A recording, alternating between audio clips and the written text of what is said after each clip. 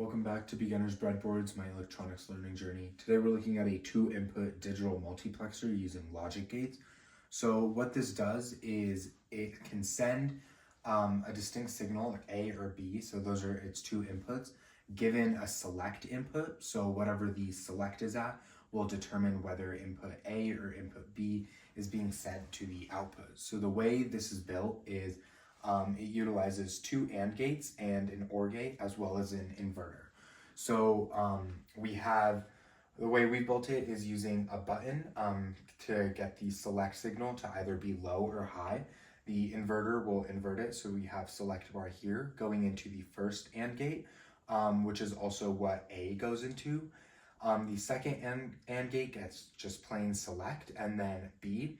For A and B, we're using just different frequencies of a square wave. So for A, we're using 50 hertz, and for B, we're using 200 hertz. So when select is low, the inverse of that is high, so select bar will be high. So that means whatever A signal is, whenever A is high, that will go through this AND gate. But because select is low on the second AND gate, whatever B does doesn't really matter because this AND gate will never go high. And then after that, Y becomes whatever A is.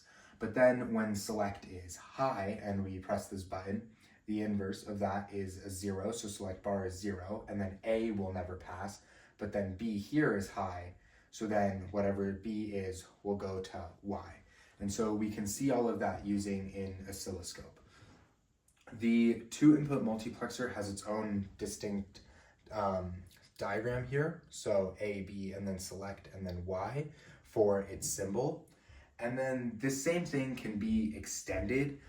So this is a symbol for a 4-input multiplexer in which select has 2 bits, 1 and 0. So you can have 0, 0, 0, 1, 1, 0, and 1, 1.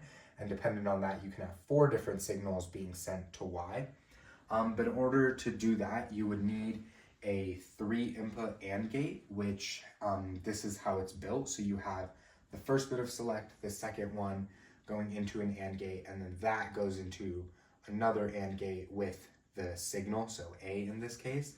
And then you would also need extensions of an OR gate, so 4-input OR gate, which is built using 3 OR gates in this configuration. So this is how you would implement a 3-input AND gate, given that you only have 2-input AND gates.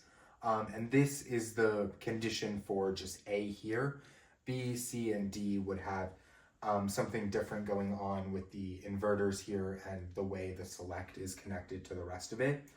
Same thing with these OR gates. This is just how you implement a 4-input OR gate given 3 2-input OR gates, so in that configuration. This is everything built onto the breadboard. So this first IC here is the inverter IC. This one here is the 2 AND gates. And then this last one here are the OR gates. This is our button for the select. So it will either be high or low. And then our A and B are coming from this signal generator. So one of them is a 200 hertz square wave, and the other is a 50 hertz square wave. And then from the final OR gate, we're taking its reading to the oscilloscope. So right now, because the select is low, you're getting the 50 hertz wave. But then when you press the button, it changes. Because the select is now high, it'll go to 200 hertz. And then you can keep doing that, and dependent on how you press the button depends on what you see on the oscilloscope and what signal is passing through